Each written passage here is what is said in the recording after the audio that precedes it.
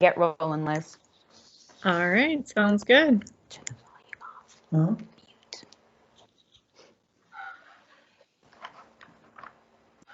All right, so we've still got a couple people logging in here. We've got a good group tonight, so I want to say hello to everyone, and I hope everyone's having a nice evening, and we really appreciate you guys taking the time to log on to tonight's webinar. It's Learn to Deer Hunt. It's a webinar series, the first of 15 that we have from February through September. And I am Liz Rutledge. I'm the Director of Wildlife Resources at the North Carolina Wildlife Federation. And we've got Tara Moore with us tonight, and she is the Director of Conservation Partnerships, and she'll be helping us with these webinars. So I'm going to get Judy to switch to the next screen, and I'm going to tell you a little bit about a couple of the programs at the Wildlife Federation, and then we'll get rolling on our seminar. With R3 programming, we have gotten involved in Academics of Field, which is a new program that the North Carolina Wildlife Federation is doing. It's going to be a one-year pilot program where we're going to have students from NC State who have never hunted or have very minimal hunting experience and no support system. We're going to basically do an educational coursework, and then we're going to have some mentored field events, very similar to what the New Hill group is doing. So that's really exciting. If you're at NC State and you know somebody who wants to be part of the program too, feel free to let us know. The Wildlife Federation is also doing Getting Started Outdoors programming with the Wildlife Resources Commission, which is the state agency. And so we've been working with that program for the last couple years. And we basically do a full one-day workshop where our participants get out in the field and they go through a lot of different skill segments, and then we take them on a mentor deer hunt afterwards. And one of our other programs is we're working with the National Wildlife Federation to promote females in hunting and angling. So we're doing the Artemis program, and that's something brand new that we just are getting our feet wet in that. And so if you know of any females who hunt or would like to be part of that program, we'd love to have them. And Judy, real quickly, in your absence there, I went over some of the stuff that the Wildlife Federation is doing on the next slide. So this is a little bit of what we already talked about. We also, on here, you can see we have Camo Coalition. So that's something where if you want to provide your name, email address, the Wildlife Federation sends out information on wildlife and kind of sports-related policy issues. It's free to join, so you can just go to ncwf.org and do Camo Coalition if you'd like to sign up for that. And yeah, we also have some deer processing work that we do, and we work directly with North Carolina Hunters for the Hungry on some project work. So that's a little bit more about the Federation. And since we have Guy and Judy back, I will go ahead real quick and go over their bio, and we will get started. So Guy and Judy Gardner are our speakers tonight. They've been active wildlife educators in North Carolina for the past 15 years, serving as volunteers for the North Carolina Wildlife Resources Commission, the National Deer Association, and the North Carolina Wildlife Federation. Since receiving the North Carolina Governor's Award for Wildlife Conservationist of the Year in 2009, they've been actively involved in development of the Farmers and Communities Managed Deer Program for the Wildlife Federation, promoting responsible deer management on and around North Carolina farms. They've organized deer camps and the first of its kind, the new Hunter Mentoring Initiative, the New Hill Hunter Education and Mentoring Program, which some of you are here from the program this evening. And they deliver both deer hunting seminars and education classes. Guy and Judy are active members of the South Wake Conservationists chapter of the North Carolina Wildlife Federation, and they host a deer donation site for North Carolina Hunters for the Hungry on behalf of the chapter, which basically provides venison to those in need in local communities. So we're very excited to have Guy and Judy with us tonight, and I will turn it over to them. Thanks, Liz. So can everybody hear me okay? Liz? Yes. Yeah. Oh, okay, great. I am not trusting technology right now. I do apologize for that mishap a moment ago. So Guy and I are very excited to be part of this program and appreciate so much the ongoing support of all conservation initiatives, including the R3. Wanted to spend just a few minutes on this first presentation of being able to talk to you about what we are about here at the New Hill Educational Mentoring Program. Talk to you a little bit about what we hope to achieve, what it is that we can offer to you, and also share a little bit about some of our facilitating partners and the opportunities that they offer to new hunters as well. This program is geared to adults new to deer hunting. But we've also offered our webinar series out to mentors around the state. And the reason for that is that we are hoping that between the content that we deliver to you within the webinar itself and the post-event emails that offer some additional resources, that each of you will have the tools necessary to, at some point in your hunting career, help to develop that of another hunter as well.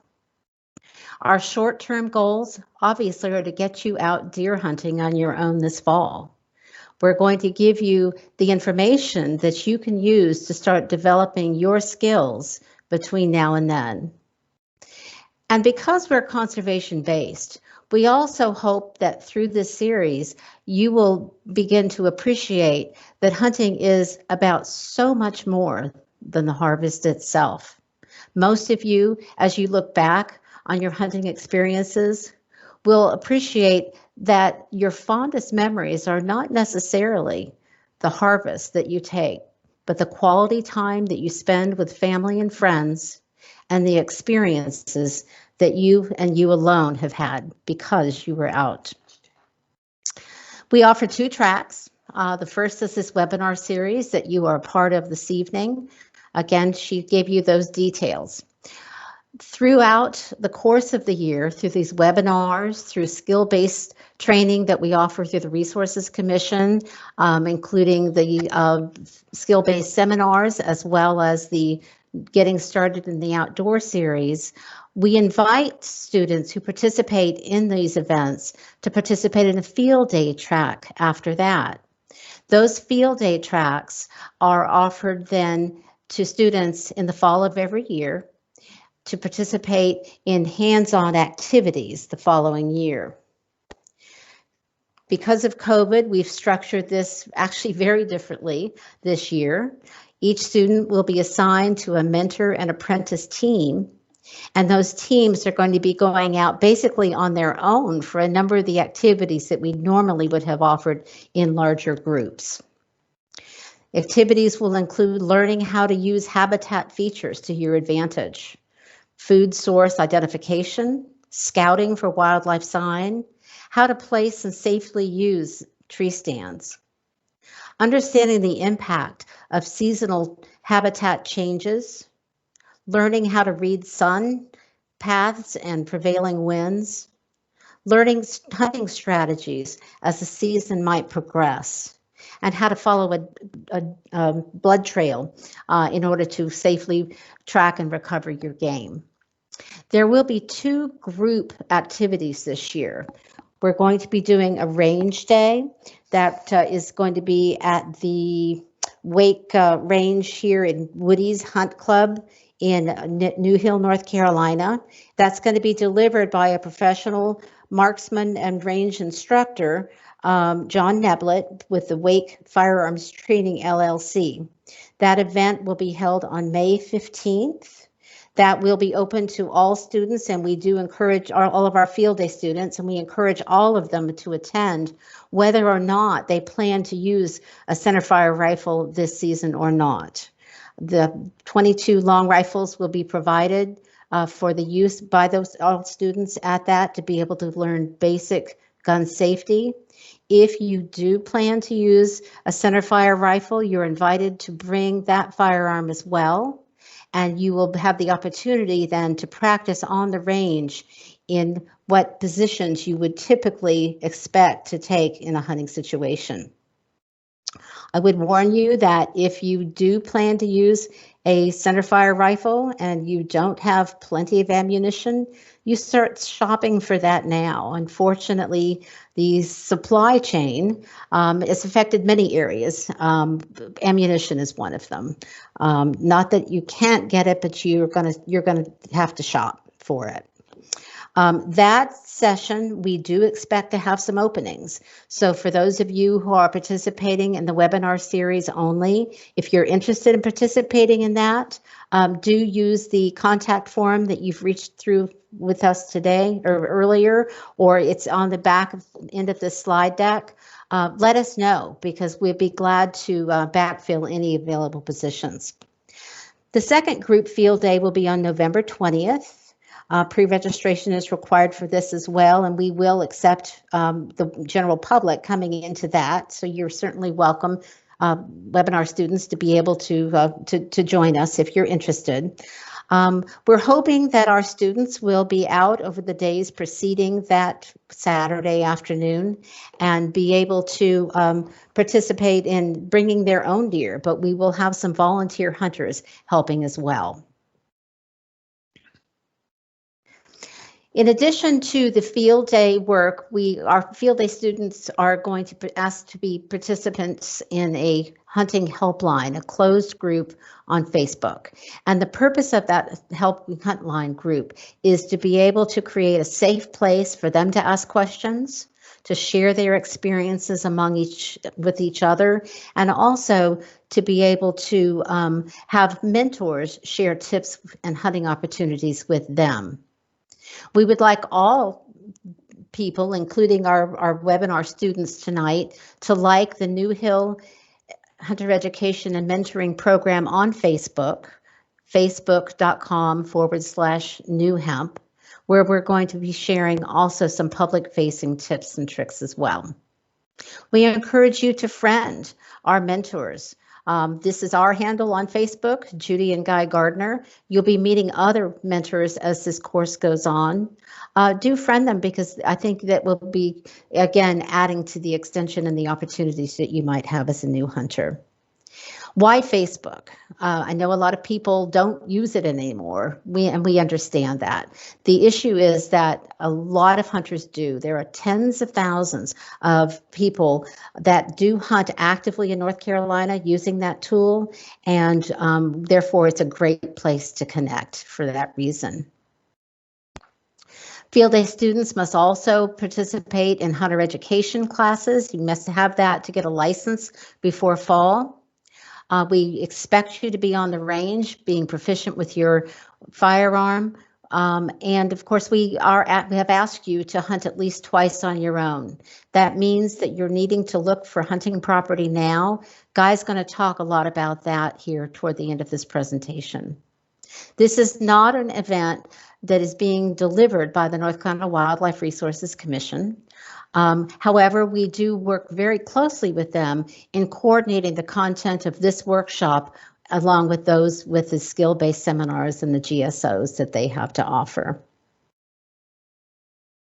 These are our facilitating partners that we are proud to have part of our program. Every one of them have contributed significantly to the content of this program. We appreciate very much the Wildlife Federation and the South Wake Conservationists chapter for helping us to deliver content through the webinar series and providing the technical support that we lack.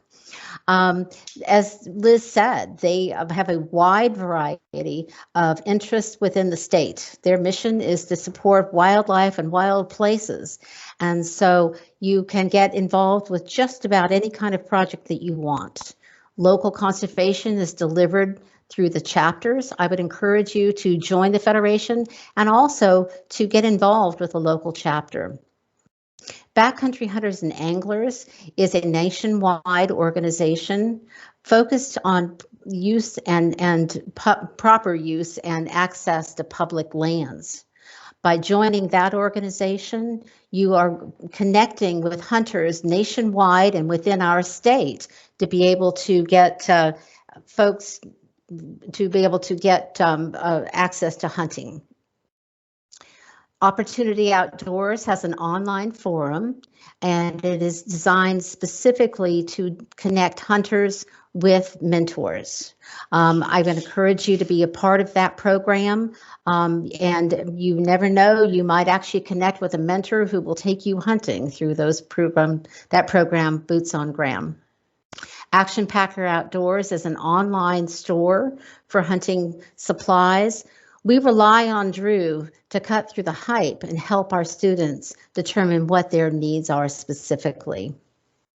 And Duke Energy is a program partner in that they have provided access to some land in New Hill for which we use for demonstration and training with our students.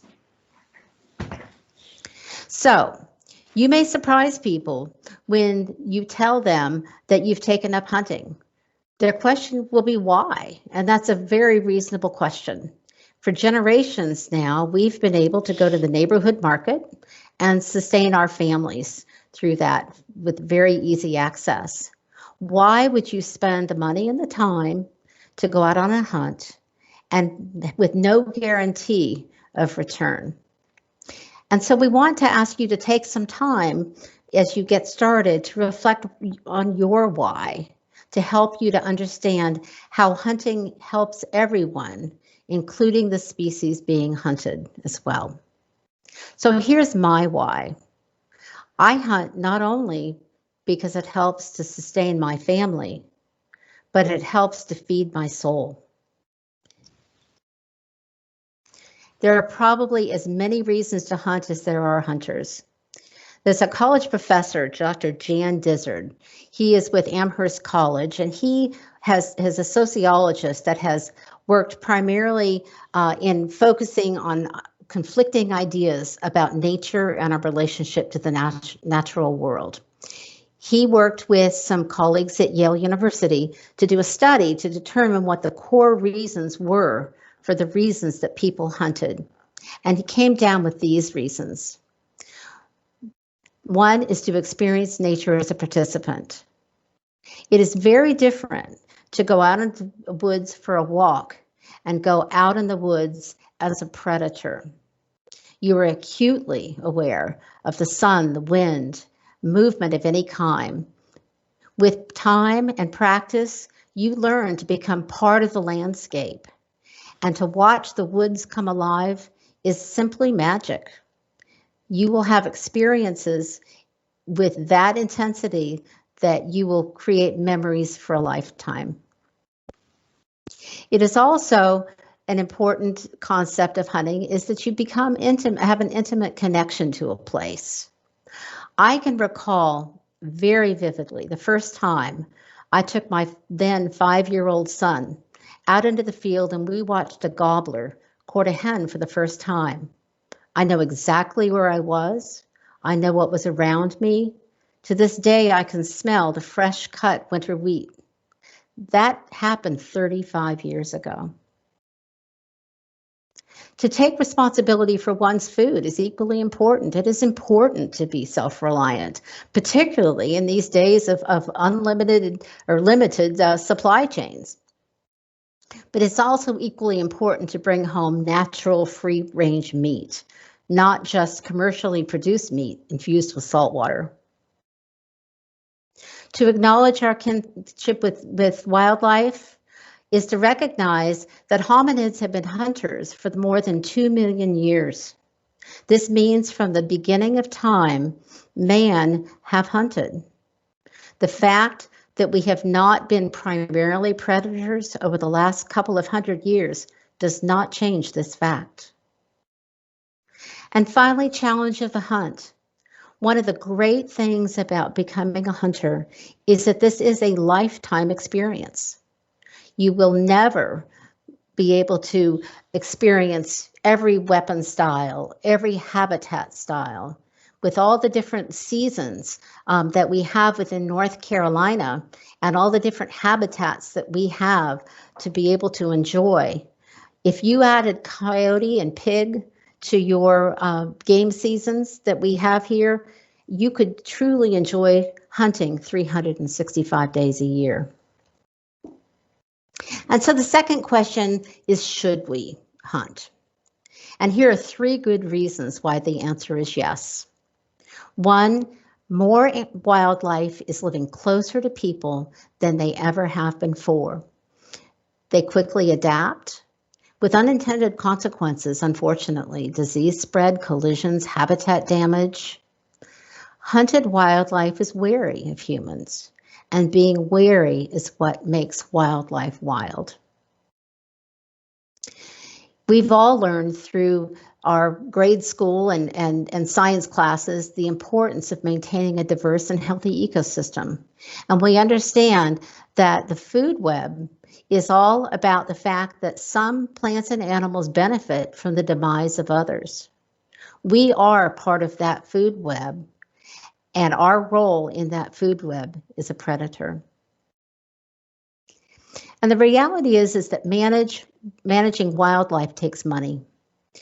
Hunters have been a major force in financing wildlife, but not only game, non-game, and endangered species, but wildlife habitat as well. In fact, sportsmen contribute up to 75% of a state wildlife agency's budget. I try to help non-hunters understand that, in fact, the hunter's role in wildlife management is benefiting everyone. NIH-funded studies have demonstrated a direct correlation between the number of deer and the number of deer vehicle collisions, damage to landscape, overbrowsing of habitat. Too many deer, and they can wipe out the understory that thousands of other animal species depend on. Millions of dollars are lost in North Carolina agriculture every year.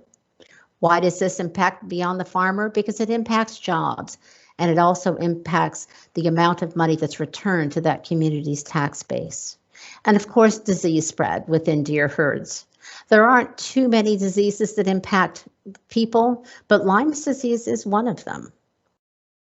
Hunting doesn't eliminate these risks, but it certainly would be worse without it. Check out this study that was done by the Mississippi Deer Lab. This is an example where deer numbers left unchecked in an area that has ample food, i.e. North Carolina, particularly eastern North Carolina. This is the possibility. And in fact, we've seen this. From 1900, there were less than 10,000 deer in the state, with to over 1.2 million in 2010. And there's a number of reasons for this. More people have moved off of the farm and into the city.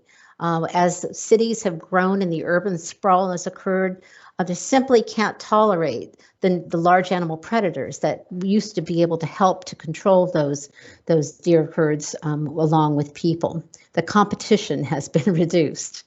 And deer harvest strategies were not well understood by the hunters. For years, it was drilled into them that they were able to only shoot buck. Didn't matter what it was, it just had to be a buck. And the old timers particularly have maintained the importance of never shooting a doe. What they didn't understand is that the strategy was to leave those doe in place to build the herd. Once that herd is built, you maintain deer herd, and that of any population, by maintaining the number of doe in that community. So here's a tip. If you're looking for private land, particularly some around farmland, help that landowner to know that you understand your management role in helping him to control deer numbers on his property, and that you're willing to set goals for harvesting doe and achieving those goals on his behalf. Don't worry the fact that you may be harvesting more deer than your family can support by making that possible. There are organizations such as North Carolina Hunters for the Hungry that will be glad to help you for free to get that meat to the people who need it most. It is important to remember that hunting is a privilege. It is not a right. 9 out of 10 people that you meet simply won't care. They don't hunt, but they may not want to be a witness to your activities either. It's important that you help to educate hunters about your non-hunters, about your wildlife management role. It's important that you respect everyone and their wishes, and it's important that you hunt in an ethical manner. So let's talk a little bit about hunting ethics. Ethics are simply a set of moral principles defining acceptable human behavior. So in terms of hunting, it's doing what society expects of a hunter.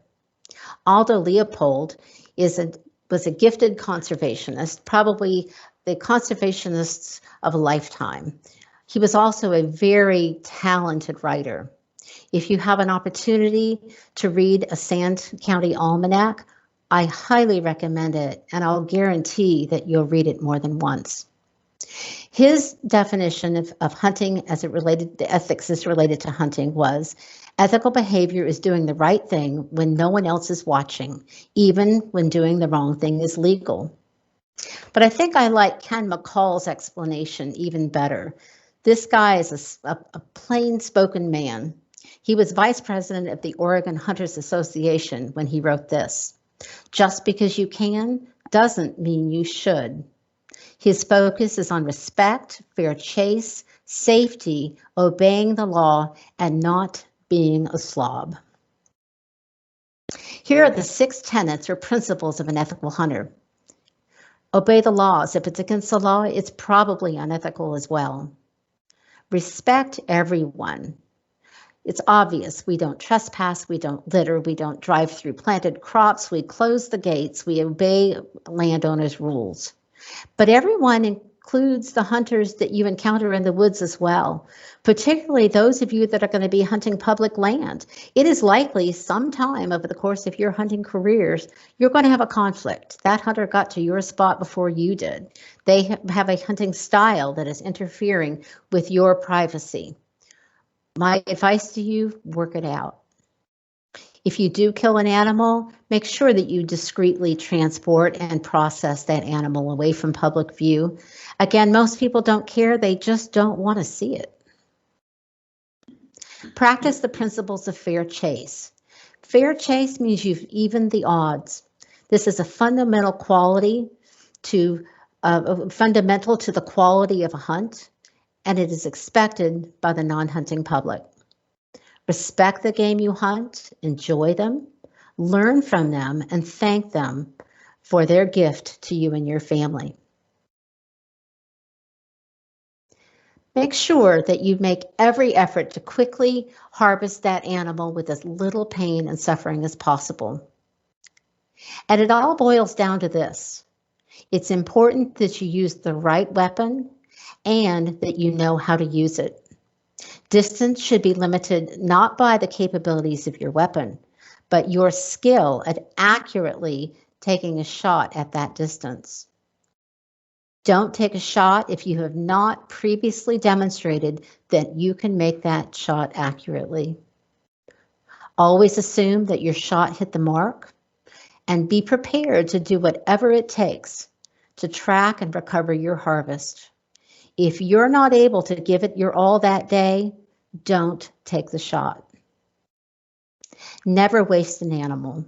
There are several organizations, including, but not limited to, North Carolina Hunters for the Hungry, that will offer for free access to you to donate that deer, and they will get it to those who need it most. And so I'm going to close my part of this presentation by sharing this Facebook post. It was written by one of our mentors, Evan Treblecock, who you will meet at the next seminar. He's founder of Opportunity Outdoors. This explains Evan's take on his why he hunts. Pictured on this post is Evan's journal, and he writes, "This journal has every hunting and fishing memory that I can recall.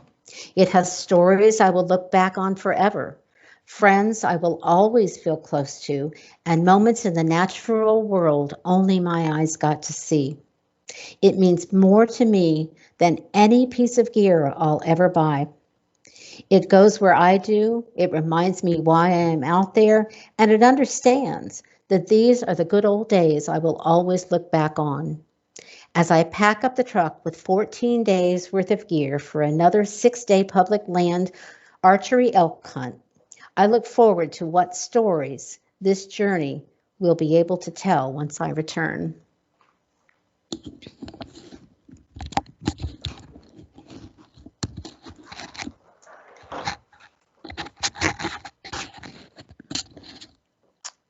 All right.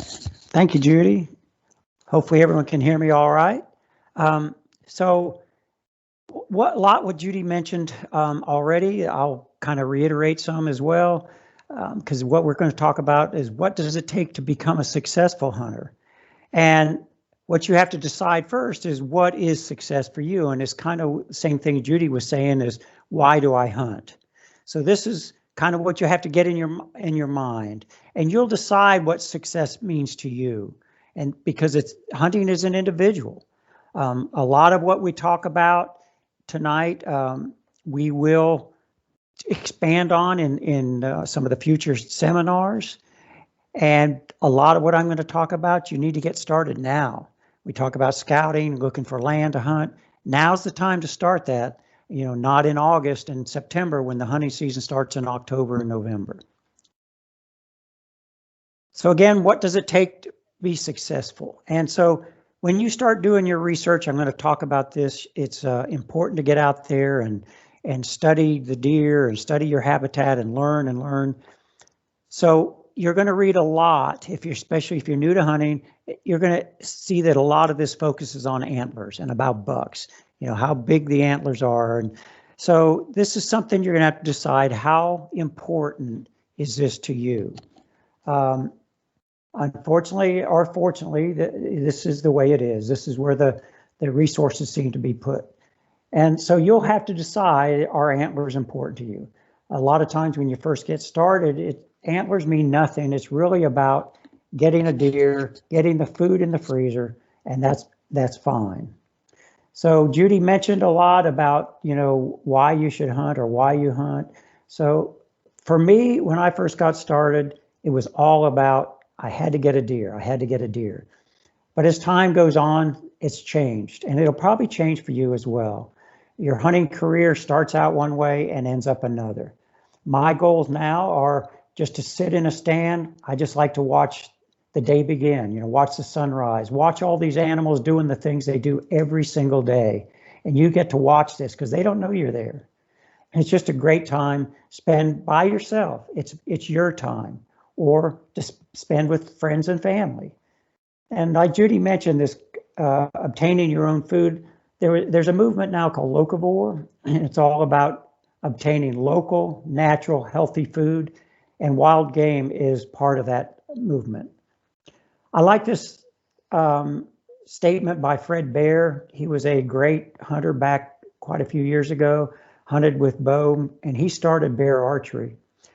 And a hunt is based only on trophies taken falls far short of what the ultimate goal should be. So, if you get into trophy hunting, this may come on later on, it'll be the decision you make on how you decide to hunt. So it takes a lot of work, if you want to call it work. I enjoy setting up stands and getting ready for the hunt as much as I do the hunt. So this is really what it takes. You got to do a lot of hard work. You got to do a lot of studying. You got to learn about the white-tailed deer. You got to learn about its habitat, what kind of foods it eats. And then it's going to take some luck. You sitting up in your stand, that deer that you want to get just has to happen to walk by. So I like this statement, when preparation meets opportunity, you get success. So you just want to never stop learning. This to me is the goal. I love to read. I love to spend time out in the woods. The whole time I'm out there, I'm trying to learn. Again, never stop learning. There's so much information out there. You want to read seminars like this, try to find other seminars. YouTube videos are great. And you can talk with other hunters with the experience is a great way to learn. And understand that when you're doing your research and you're looking through the internet, make sure you know what they're selling, because not everything on the internet is accurate. If they're trying to sell you something, they may be very biased towards a certain method of hunting or whatever it is they're trying to sell. But while you're out there and you're actually hunting, in future seminars, I've got one talking about some of the strategies. And one thing you're going to have to be aware of all times are the deer senses. They are prey animals. They want to survive. So they've got great sense of smell is the number one. We have a smell to them that they can determine. They know we're predators. They don't like it. If they pick up your scent, they're gone. They also have great sense of sound and great sight. So these things you've got to learn to defeat. And this is part of your training. You got to learn to defeat all of the senses of the deer in order to be successful. And you got to get out and you just got to do it. You got to get out and practice. You got to get out and scout and spend time in the woods. Practice makes perfect, and that's what you've got to start doing. And you want to, and I've mentioned this several times, you want to practice the way you hunt. You can sit down and shoot your bow at a bag target in your backyard. Great practice, great to get your technique down. You can sit with your rifle on the rifle range at the bench. Great to learn how to shoot. But you definitely need to get up in your stand and practice up there too. Shooting your bow from a 16-foot ladder stand or a lock-on is totally different than sitting on the ground shooting a bag target. So you need to practice the way you hunt. And I'll mention this several times throughout this evening. It can be very helpful, just like Evan keeps a journal. Journals or written record can be very helpful when you want to start patterning what goes on during the course of a year. You know, do your oak trees drop acorns every year? They usually don't. Record what years they do so you can keep a pattern of when you can expect them to drop, because acorns during the fall are a prime food source for deer, and it would great place to set your stand only if there's acorns on the ground. So keep records of that. Your game cameras, your trail cameras are excellent ways to find out where the deer are moving at different times of the year. So keep track of when this deer was near your stand or when it was over in this other area. This can help your odds significantly. Spending time in the stand, of course, that's the way you're going to get a deer, is out in the woods hunting, not sitting on the couch watching television. So spend the time out in the woods, be physically prepared, be mentally prepared. One thing I can tell you, it takes patience. If you happen to have a phenomenal piece of property with deer all over it, that's one thing. But if you're going to hunt game lands, which a lot of people first starting do, it takes a lot of patience. The deer numbers are not so high usually there. You've got other hunters to deal with. But if you're patient and you know there's deer in the area, eventually one will walk by. So just remember, enjoy the hunt, whether there's deer there or not. So have a plan, you know, for getting part of your equipment. Oh, I forgot my ammunition. You're up in your stand. You go in your pack to get your ammunition out. Oh, it's not there. So have a plan. Have a list, a check sheet if you have to, and say, I got to make sure I got my ammo. I got to have my haul line. I got to have my safety vest. I got to have all this stuff before I actually get out into the stand. You want to, and you're going to be planning for your shot. One thing we talk to new hunters about is spotting deer. You say, and people say, "Oh man, I can see a deer. They're so easy to see." Well, you'd be surprised when a deer is in the woods and they're not moving, or they're moving very slowly. They can slip right by and you don't even know they're there. So you need to get out into areas where there's a lot of deer, some of the state parks, some of the county parks, and watch deer. Don't watch them just out in the field, but watch them walk through the woods. Watch them feed. What do you see? And you see the tail flipping. You see a horizontal line, which is the back. You see these little white patches. You're not going to see a whole deer when they're out in the middle of the woods. You're going to see little bits and pieces. This takes practice for your brain. I call this train your brain, and it takes practice for your brain to determine that that's actually a deer. And you want to do these practices out in the area you're going to hunt, in your stand. Make your mistakes during your practice and not during the hunt. You climb up in your stand and you're going to shoot, you're hunting with a bow. Can you draw your bow back? Does your elbow hit the tree? Does your bow clang onto the stand and make a noise? And what about your rifle? Are you used to using a shooting rest that they have on a ladder stand? You just got to be ready. You got to practice. Bring your gun and your bow or your equipment up the haul line. You know, make sure you got your safety vest on when you're practicing. All this it's very difficult, but nothing really prepares you when that deer is standing there for the first time. We've talked to people, and we've had hunters out there that are 70 years old, 80 years old. First time they've hunted, when that deer was standing there, they said they have never shook so violently in their life because they get so excited. It's a good excitement, but it's hard to prepare for that. So I do recommend you think about something like a calendar or a list. I think we're going to include that in the handouts today that you received in the post-seminar email. So look at what's on here, and you can see things are mentioned over and over again. Scouting. You got to start scouting now. You know, you should have started at the beginning of January when the deer season's over. This is when the sign is the freshest, and this is when the deer are doing the things that they'll do in December when you're actually hunting. So get out and scout, get your equipment, make sure your equipment's clean and ready for the next season. Part of what you can do scouting is look for sheds, antlers. Deer shed their antlers every year. Some of them have started dropping now, and this will continue for several weeks. So get out and look for sheds. It's a kind of an exciting thing to find one. They're not easy to find, but it's a lot of fun. And you include that in your scouting. I'm looking for sheds, but I'm always looking for deer sign as well. Put out trail cameras if you can. It's a great thing to do to, again, monitor your deer. You want to check those periodically. Keep practicing every month. If you get a chance, you might want to try coyote or feral pig. There's no close season on those. Turkey season starts in April. That's coming up pretty quickly.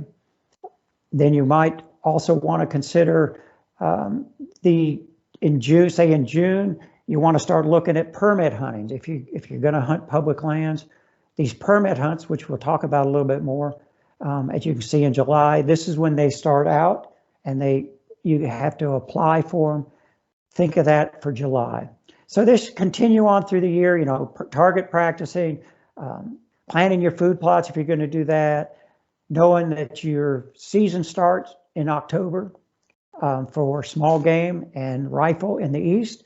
September, it's archery. So these season starts, you want to be prepared for them. This is just a great way to keep yourself on track with all the stuff that you might want to do during the off season, getting ready for the season. So we get a lot of questions on where to hunt, and this is a very difficult thing. If you've got a good piece of property, you're in great shape. But these are some of the things we'll talk about outfitters, leasing land. What if you got private land or your friends got land, hunt clubs, game lands, and then the permit hunts. So the one thing you want to do, no matter where you hunt, you want to start using the maps. And I'm not going to get into this too much because Evan is going to talk about this on the next seminar. But maps can help narrow down where you're going to scout. So when you found your piece of property, whether it's private or you're going to hunt public land, start out with the maps. You can do a lot to narrow down where you're going to do your scouting by studying the maps. You know, can you find thick areas? Can you find funnels? Can you find areas that you're going to travel? You can do that by looking at the maps. And once you do that, you narrow down your spots, then you're going to get out, and you need to get out now. You should have been out, like I said, starting in January and start scouting, looking for deer tracks and droppings and rubs and scrapes. What about other hunters? You want to try to avoid where they were. You can see where they've been hunting. Looking for thick cover, looking for food sources. These are all things you're going to do when you're out scouting. If you do hunt, it's not just about always public land, because when you're hunting, we'll talk about hunt clubs and leases. You can have multiple members there. So if you want to try to avoid the numbers, the people, try not to hunt on weekends if you can do that, on holidays or opening days. I know this is hard to do if you're working full time. This is the only times you have available, but this is when so many people are out and hunting. Opening day, you look forward to it. I've always looking forward to opening day, but this is when the most people hunt. You can drive around on GAMELANDS, around GAMELANDS, and you look for where are all the trucks parked. Okay, this is where the bulk of the hunters are. Then try to find an access point by studying the maps that's not one of the main hunting area, main parking areas. This can help reduce some of the numbers of hunters that you're in your area you want to hunt. Don't always hunt in the best of weather. You know, severe wind and rain is not necessarily good, but a light rain or drizzle, a lot of hunters won't want to hunt in it, but this might be a great time to go. Think about the archery season. We're going to talk about this in one of our seminars. This opens in September before the rifle season. It does allow certain properties that may not allow a rifle to hunt with, but they might allow bow hunting. These are a lot of times smaller properties, maybe something with some houses near it that a centerfire rifle or a shotgun may be a little dangerous, but they would allow archery. So it opens up properties that you may not have with firearms. They do have the urban archery season, which I believe is going on now. So this is even after the regular deer season, you got a chance to hunt with your bow. Think about muzzleloader. This is a relatively brief season that's only 2 weeks long, but it's after archery and before rifle season. So some of the good things about these are that you can order them through the mail and you can purchase them over the counter. It is a single shot and it's somewhat limited range, but it's a significantly greater range than archery, slightly less than most centerfire rifles. But it's a great way to hunt. It's, like I said, it's only a 2-week season right now, and but it's an enjoyable time. So let's talk about some of the options. So there are outfitters. Now, outfitters do have a cost, and some of them can be fairly significantly cost, but it depends on how much work you want to put into it. For some of our hunters we've actually mentored, this was a way they decided to go. They didn't want to get out and put up stands. They didn't like, scouting so much, but they wanted to enjoy a hunt. So outfitters may be the way to go. They usually set everything up for you. It's very little work on your part. They may have a clubhouse where you can spend the night. They may clean a game for you. They'll have a shooting range. So they got all this for you that it helps reduce the amount of work you have to do. But you do have to realize you want to do a reputation search because you want to make sure that they use ethical methods. You want to make sure that, okay, you put a deposit down to book a hunt, and all of a sudden you get sick or somebody gets sick. Can you back out and get your deposit back? But these are great ways to learn something. Outfitters are very knowledgeable in most cases, and they may be willing to teach you. Now, if you got your own land, this is great. This is what you would really love to have. Gives you all full control over every aspect of it virtually. Just because it's a smaller tract of maybe 1, 10, 15 acres, this can be phenomenal. We have one of our hunters that donate deer to our deer donation site. He hunts, I think, 15 acres. He donated 4 deer this year. So you can be very successful on this. What you got to do is you got to make your property, especially these smaller ones, more attractive to deer than your neighbors. So whether you put feeders up, whether you plant food plots, whatever you do to make it more attractive to your neighbor's deer. So the other way you can do this is look at your GIS. This is the Geographical Information Service. This is by county. It tells you the boundary of some of these properties, and it tells you who owns it, sometimes even the phone number. So you can look at some of these maps, say, okay, I want to check this property out. I want to call them, see if they've got me hunt. Sometimes you can get permission to hunt without even having to pay. If, like Judy was saying, maybe you'll work with their doe harvest because they've got some farm, they got a vineyard or something like that they want some of the deer taken down. Offer to share the harvest with you, bring them over some venison and maybe even do some work around the property, help them put up postage signs, maintain their roads and different things like that. Leasing land is very popular and it's a little bit tough to do sometimes. Good land goes fast. So the ways you do it is word of mouth. You might find somebody that's actually in a lease, or somebody that you know has some land that wants to lease it for hunting. So this word of mouth can be very productive. Craigslist, Facebook posts. I've seen several on Facebook recently where people are asking, you know, are there hunt clubs that have spaces, or is there some land to be available for leasing? Look at the utility companies, timber companies. We got our property from Duke Energy. They lease other land. I know Weyerhaeuser has land for lease. You can search their websites. Even real estate agents sometimes handle land for leasing for hunting. Do web searches, and again, like I said, GIS.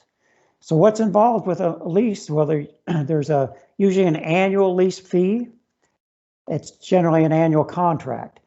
And what my recommendation is, if it's a brand new piece of property for you, try to get an annual lease at first to make sure you like it. And then if you do, then try to get a longer term contract so that that gives you the opportunity to have that lease for multiple years. You're going to pay probably a liability insurance for the landowner. There is hunt club insurance. It's not that expensive. There's certain rules that certain landowners will have, even though you're leasing the land, you may have to follow some of their rules. Before you pay, search the surrounding lands, find out how they hunt. If they're running dogs and the dogs come across your property, you may not like that. Having problem with poachers or things like that. You just want to make sure you've done your research for what's the surrounding landowners and how they are doing their hunting as well. Hunt clubs are kind of like a lease in a way. It's generally you got larger tracts of land. You won't necessarily know who else is on there. This is also annual, but it's usually annual dues. And the costs vary widely depending on what they offer, what part of the state it's in. When you go east into the swampy area like that, the land is less expensive. And you get up into the Piedmont and sometimes up in the mountains, and the price per acre goes up. There is limited membership, but it can still be crowded. Just depends on the individual hunt club. They may include a clubhouse. You have an area you can clean your deer, and it usually allows year-round access, and most of them have all game species, so small game and large game. Some of them have feral pigs. A lot of them, if they have coyotes, would love to have you shoot their coyotes. So these can be very productive. But what happens a lot of times on hunt clubs is, in order to keep the annual dues down per member, the landowner may raise their rate. And so what they do is they end up taking on new members in order to keep the rate down. So be careful of that. They do have limits on membership. You know, what about your guests? You want to bring your friends. They may or may not allow that. There may be extra fees for that. Harvest rules, a lot of them have antler restrictions. So if you're not interested in antlers, you may want to look at that. Do they have restrictions on that?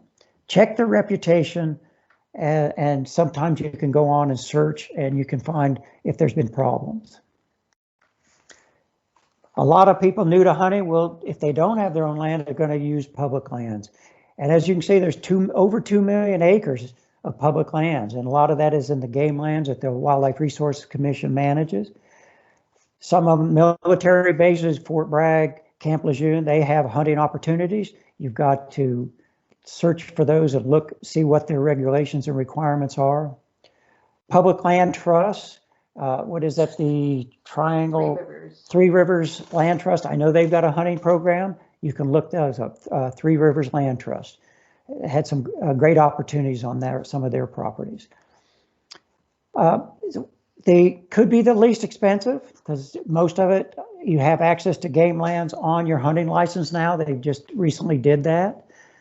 They do have certain restrictions though. You cannot bait on game lands where you can on other private lands. Right now, they have limits on Sunday hunting. They can be very crowded. Like I said, I'm going to talk several times and you'll hear me say, try to get where the people aren't. They may not have huge game populations. So this was where the patients you know, don't get discouraged. It takes a lot of patience in order sometimes to kill deer from game lands. But just enjoy your time in the woods. Permit hunts, these come open in July. These are applications, and this is through the Wildlife Resource Commission. So you can go on ncwildlife.org and you can actually look at some of the permit hunts now. There are a lot of permit hunts, and they have them in all species, including coyotes and feral hogs and deer and turkey and bear, small game. It's just amazing. Waterfowl, they just got all kinds of these. And what they generally are quota hunts. So these are properties that don't get hunted very much. They are only open to a certain number of people because you have to apply. You have to pay, I think it's $8 or $10 for each application. And then if you get drawn, you get access to this land for this certain length of time. So look into those. These can be very, very productive. I used to do these all the time in Florida where we hunted, and they were very, very productive hunts. So some things to think about if you do hunt shared land, which would be your game lands, your hunt clubs, or even a lease. Of course, during the rifle season for deer, it is mandatory that you wear blaze orange. However, if you own your own land, there is a stipulation that you don't need to wear blaze orange, but I highly recommend you do. You know who's on, you know the friends that are hunting on your property, but you don't know who's hunting your borders and who's trespassing. So, you know, wear blaze orange, and it is the law anyway. I recommend using a headlamp when you go out to your stand and coming back. If you go out in the dark, I want everybody to know that silhouette or that sound is me, not some deer. So I wear a headlamp going out to my stand in the dark and coming back after I'm finished hunting. Again, try to find areas that are isolated and away from the crowds. This takes a little bit of work to get back in there, but if you can get in there, be first in, first out. You get in there first, early. When the other hunters get out of their trucks and start moving back in there, they're going to push deer to you. So this is a great way to let other hunters work for you to help keep those deer moving. Try to hunt weekdays as much as you can. And I have found when I hunted game lands in Florida that once the season got past Thanksgiving, a lot of people quit hunting.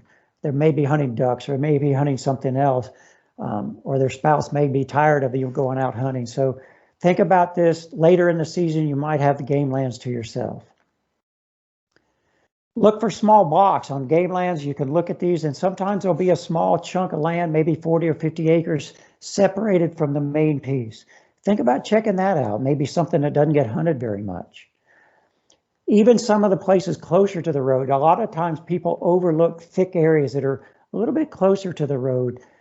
These things are something worth checking out, little islands of cover that deer kind of bed down in because they haven't seen the pressure there. But do know a lot of these things, you know, secure your equipment. If you're using trail cameras, buy a lock and lock them on there because they walk away very easily. Sometimes even your stands, but hopefully people are honest and will leave them alone, but try to secure your equipment. Be considerate of others, like Judy mentioned. Everyone has equal rights on this public land. So sometimes you can end up striking up a friendship with somebody that you meet on that public land that you've been hunting. One thing I do recommend is look at water access. You got Sharon Harris, you got Jordan Lake, you got Falls of the Neuse, a lot of these that are on water. And take your boat and go in from that way and let the hunters coming in from their parking their trucks come in and they spook deer to you. This has been very successful and a great way to avoid the crowds. And as you can see, this is a map that you get on NC Wildlife. There's a lot of game lands out there. Some of them are small, some of them are very large. As you can see, it can spread out hunters very widely, but take the time to look these over.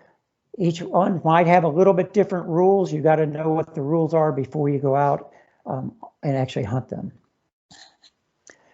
So a couple little things here in closing for me. Start your searching for land yesterday. This should have been done ongoing, especially right after the season. What you'll find out, after the deer season over, a lot of hunt clubs have extra or have members that are quitting, so they're going to look for members. Most of the land for lease, though, continues until like June because it includes turkey season. So a lot of the leased land will come available more like in April, May, and June, but start looking now. Don't overlook small properties. They can be very, very successful. So remember, come February 23rd, we're going to have a presentation on scouting, specifically focused on using the maps. So we look forward to seeing that, and hopefully you can make that. So anyway, don't hesitate to contact us. Judy's going to give you the information, and thanks a lot for being here. Okay, so just wanted to remind you that you should watch out for a post-event email. We're going to include handouts that are supplemental to the stuff that we've talked about today. You're going to get a copy of this presentation, so I meant to tell you in advance, don't worry about taking notes. You'll get those presentations at the end of each webinar. It will include links to other opportunities as well. I suggest that you set up a binder to organize these materials, because we're hoping, again, that eventually you'll have the opportunity to share these with another hunter and serve as a mentor yourself. We do want you to ask questions, not only in this seminar, but as things come up, and as to receive notices about events that we're doing, etc. There's a form. This is a link here provided to you, but it'll be in the email that you'll get as well. Please don't hesitate to let us know that you're interested in some of the other events that we're doing. Ask questions about any particular webinar topic. If there are things that we're not covering, please let us know. Our goal is to always improve. Again, please do register with the Wildlife Federation to attend the next webinar series. A link to that invitation will be included in your post-event email. Learn more about the Wildlife Federation at ncwf.org, and hope that you join a chapter near you. And as Guy mentioned, our next seminar will be in 2 weeks, e-scouting. Okay, Liz, if you'd like to open it up to hear from you guys.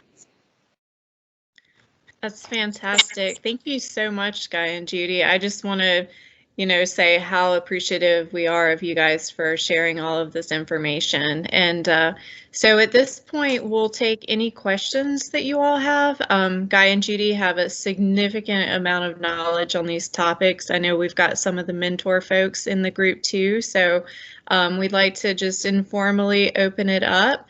Guy and Judy must have done a fantastic job, because I don't see any questions in the chat box, but you can either use the chat box or you can raise your hand. Those two items are in the top right-hand corner, your conversation and raise hand. So if you'd like to ask a question, please go ahead and raise your hand.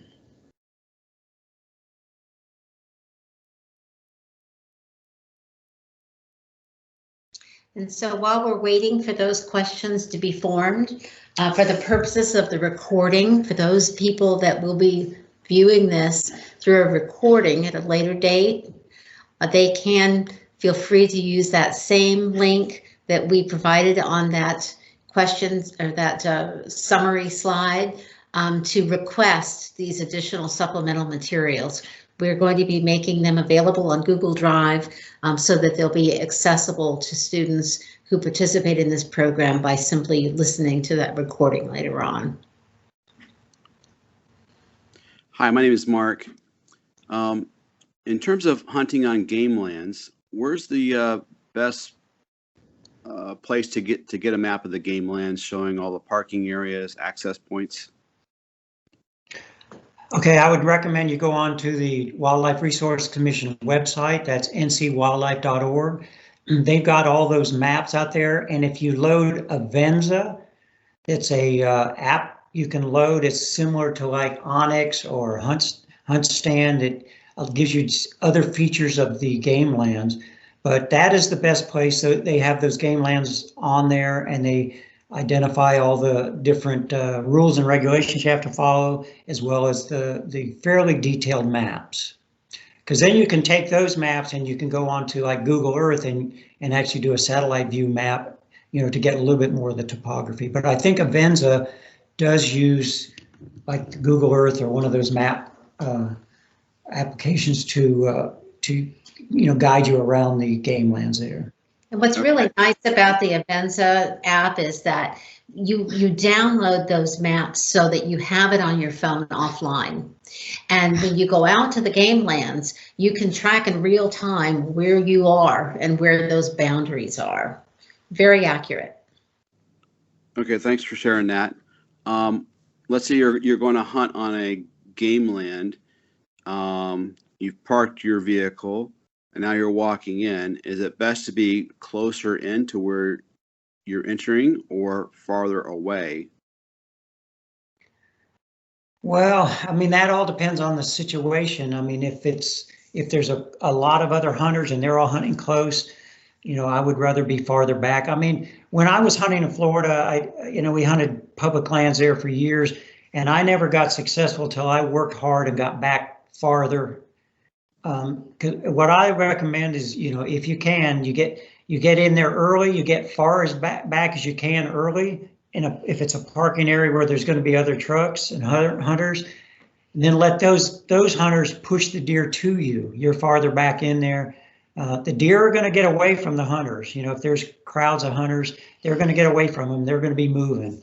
And so they're going to try to find thicker areas farther away where there's less human activity.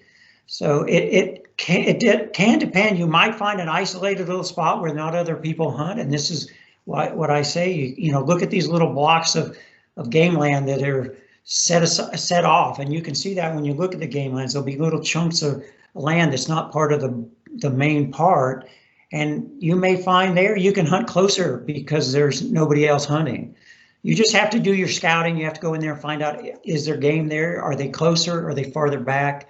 It really takes the, you know, boots on the ground to get in there and find out where those deer are. And then you determine whether you're going to hunt farther or closer. And as you're moving through the land, not knowing if there's other hunters there or not, do you flag where your location is at any time point, so when anyone else comes by, they can say, "Oh, there's somebody over there." So they keep on moving. Yeah, I mean, generally, what I recommend, I mean, what you're going to want to do is you're going to want to go into these game lands before the season starts, and you're going to want to find your hunts. And I recommend multiple sites so that if you come to I mean, even within a general area, you might want to have multiple sites. You can't control where these other hunters are going. So what I do is I find several stand sites, places I'm going to put stands, because I use elevated stands, and I don't know if you're talking about hunting from the ground or from elevated stands, but what I do is hunt from elevated stands. And when I was hunting game lands, I used climbers because they're portable. You can put them on your back, along with your pack and your gun or bow, and you can get back in there, set up your stand. And then if you find that there's a lot of people coming around and you're not comfortable, you can climb down and move. But what I'll do is I don't use flagging tape. I use reflective tacks. This is where your headlamp you put these down your trail, going to your stand site, and before daylight with your headlamp, you can follow these tacks right to your stand site. So you don't have to wander around. Flagging tape in the dark, you can't always find it. So you want to use something like these reflective tacks. And then you'll just go back into your stand site, set up in your stand. And then if other hunters are moving around, it doesn't necessarily, it's not necessarily a negative thing because they will be pushing deer. So it just depends on what your hunting style is going to be. Okay, thank you. I'm not sure if I'm answering your question exactly, but you know, generally the hunters, a lot of on game lands, some of them don't use stands. Some of them do like to walk, and they're trying to find, you know, still hunt. But you know, marking a spot, they don't necessarily know what a flag would be, and it doesn't necessarily represent somebody's going to be there. So Again, try to get as far back as you can. Get out into these thicker areas where hunters aren't usually hunting. They like to be able to see distances. So again, water access, if you're hunting one of these game lands that's on a reservoir or the river, try to come in by boat and go in that way. And you can avoid a lot of the hunting pressure that way. Okay, thanks. Sure. All right, any more questions? I got one if no one else does.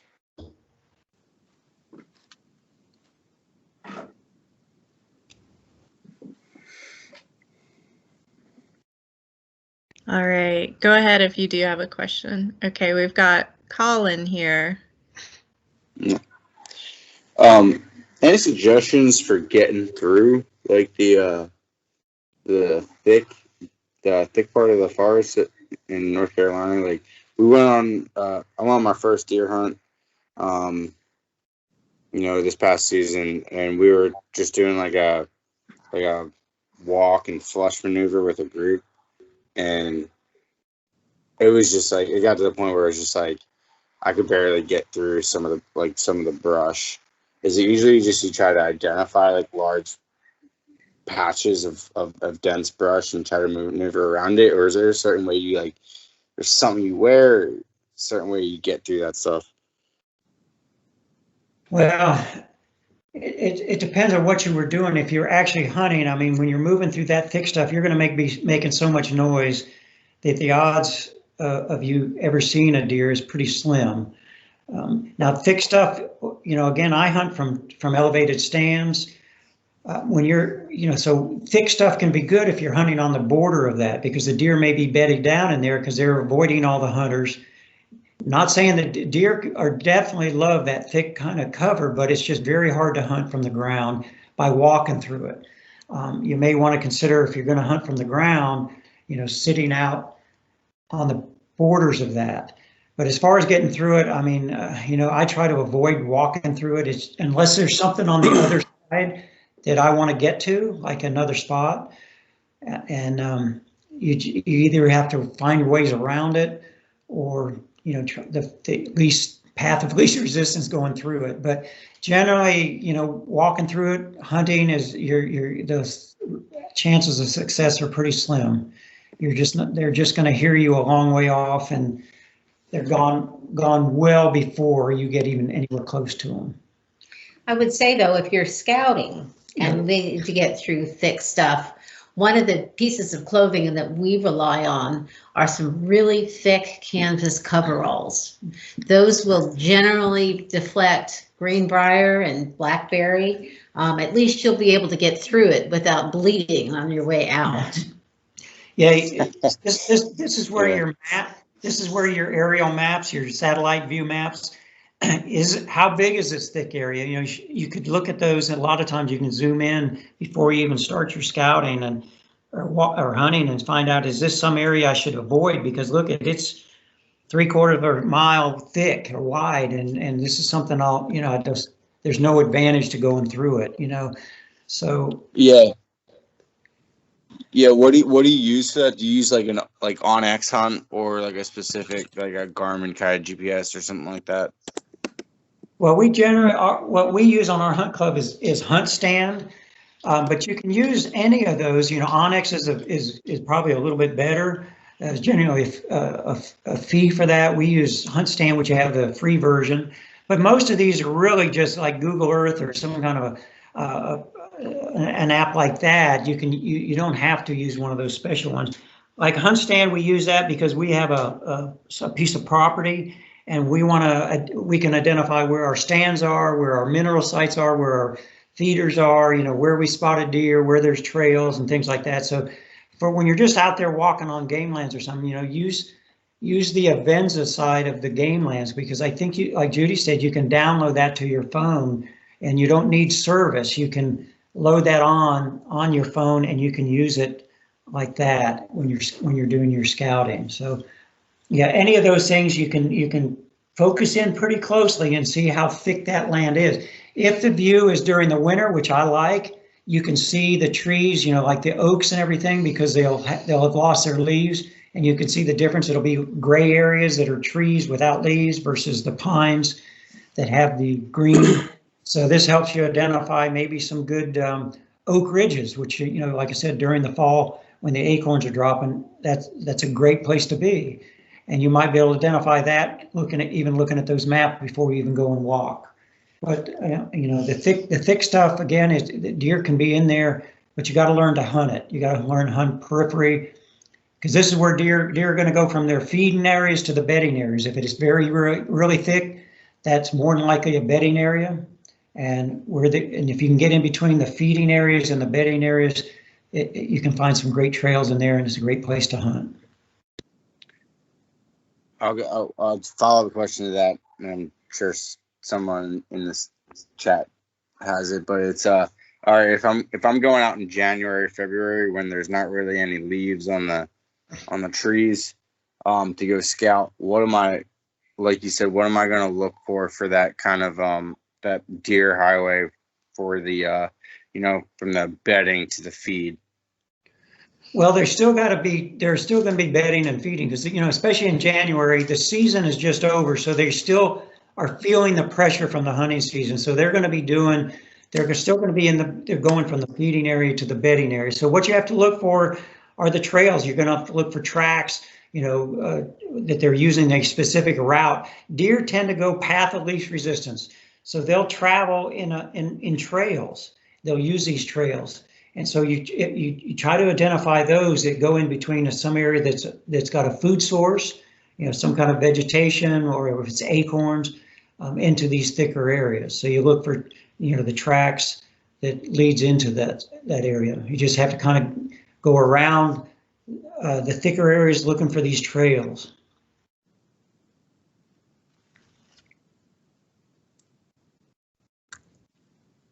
All right, do we have another question? Yes, we've got a hand up. Let me see here. That is Andrew. Go ahead. Hi, I just want to say thank you for hosting this, as well as just any recommendations as far as approaching landowners about using their land, or good ways to find some like you said with the farming, to see if they would be interested about having a hunter on their land. Well, there's the one thing it was on one of the slides, but there's a website that is managed by the North Carolina Department of Agriculture. It's called Hunt NC Farmland, and I would suggest going on there. That is, the idea of that was to get farmers and hunters together, and there are properties listed on there for lease, or there's some hunt clubs. Now you can do an account. It's free. You can set up an account, and then you can actually contact the landowner or the hunt club to find out if they've got openings or if their land is still available for lease. So that's one way. That's relatively simple. Other ways is a little bit more difficult. The GIS that I mentioned, you can go on to the individual county that you're looking at maybe hunting, and you can look up the, say, Wake County GIS, and you can go onto that website and you can open up the GIS and it'll show property boundaries. And when you click on that, it actually comes up with an information pane that shows the landowner, the amount of acreage, and it's a lot of times gives the phone number. And if you're comfortable making cold calls to these landowners, that's one way you can do it. And I can promise you're going to make a lot of calls and you're going to get a lot of rejections, because Judy and I years ago started up, actually part of the deer donation was hunters, farmers and communities managed deer. And we were trying to get hunters on farmland, and we were actually going to pay them to allow hunters on there. And that was an uphill battle. They just, you know, a lot of them already have hunters on there. They may be family and maybe already leased. They don't like strangers on their land. So it is an uphill battle, I can promise you. But, you know, you just gotta, you might even want to go up to a farmhouse and talk to them. I would recommend not going in camo, be courteous, and it's not an easy thing because land is a premium, and trying to find these leases, it is very, very difficult. And sometimes you just fall into it. Somebody you talk to or something you see, put posts on Facebook. I've seen a couple where people are looking for land for lease. Yeah, and or on Craigslist, some of those places do internet searches looking for land for lease. But if you don't mind cold calls, you can do that to the landowners. But it's very, very difficult. They get calls and inquiries all the time. And I would recommend that cold calling probably is going to be a lot more work. If you have to do it that way, that's what you have to do. But I would start closer to home.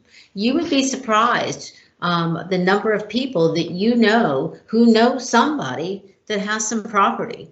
Because what it boils down to with most of these landowners is trust. They've had a bad experience with hunters, or they're not willing to accept the liability. They don't realize that there's liability insurance out there that will protect them, and that there are laws in place in North Carolina that allows them to be relieved of that liability should there be an accident. So start in your church, start in any social circles that you have. Get the word out that you're looking for a small piece of property, that you're willing to be a responsible and ethical hunter, and that you're simply looking as an opportunity to get started, that you're willing to harvest some doe. Start with the people you know and ask them for their support, and you'll be surprised that you may find some property pretty close to home as well by doing it that way. And I'll follow up too. I actually had a landowner contact me this week about he has 500 acres in Sampson County, and he wanted to know how he could get connected with some hunters. He's looking to lease his land. So I sent him to Hunt NC Farmland, and he enrolled his property. So I would definitely check that out since Guy and Judy mentioned it. And so let's go to our next question. Evan.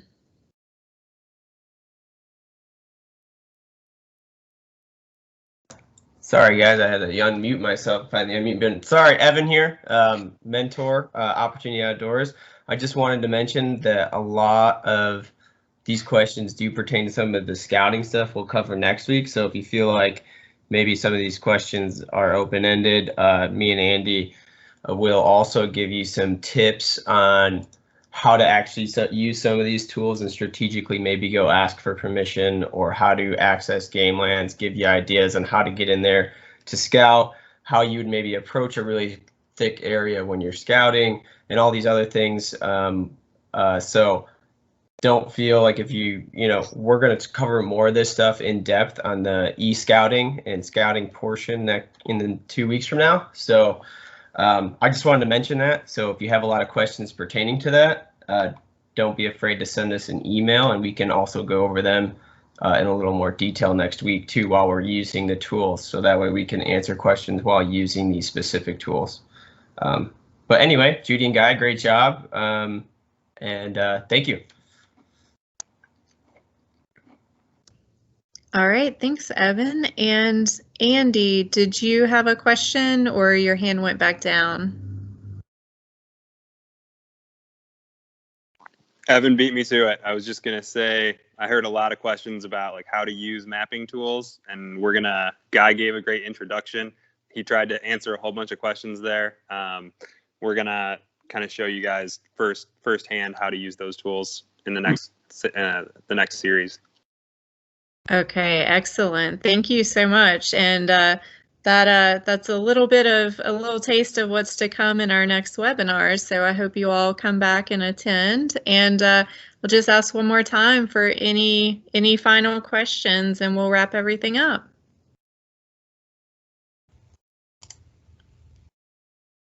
All right, we have got Ralph. Go ahead. Yeah, on registering, do we have to register every single week for every team meeting, or by registering for this one, it registers for the whole series.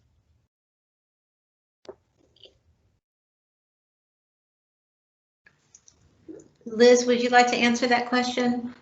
I will, and I may ask Tara to assist me on this. As far as I know, you have to sign up for each one individually, and there will be an announcement for that. Is that your understanding, Tara? Yes, Liz, that's correct. Thank you. Yeah. So I believe so. An email will be sent out after, maybe in the next day or two, and it should have a link to the next webinar, which will be Evan and Andy. I believe Evan's going to be speaking on the 23rd, so you'll have an opportunity to just sign up for that. So we'll just do one at a time and see how it goes. Okay, thanks. Will I be able to like share that invitation with some like my nephews that are, you know, teenagers? Yeah, so you can definitely share the invitation with them. We try to get each person to register separately just so we can keep up with everybody that we're letting in the meeting. So as long as you can just have your nephew register under his name and everything and log in, that would be perfectly fine.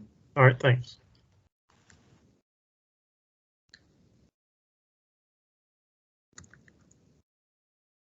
All right. So let's see. Evan, did you have anything else? Oh, with your hand up, or are you good? Sorry, I just never put it down. Okay, no problem, no problem. All right, well, I think that'll be everything, and we are ending right on time at 8:30. So I just want to say we appreciate Guy and Judy being here tonight and giving this fantastic presentation. We hope you learned something new, and we hope that you'll join us for the next one.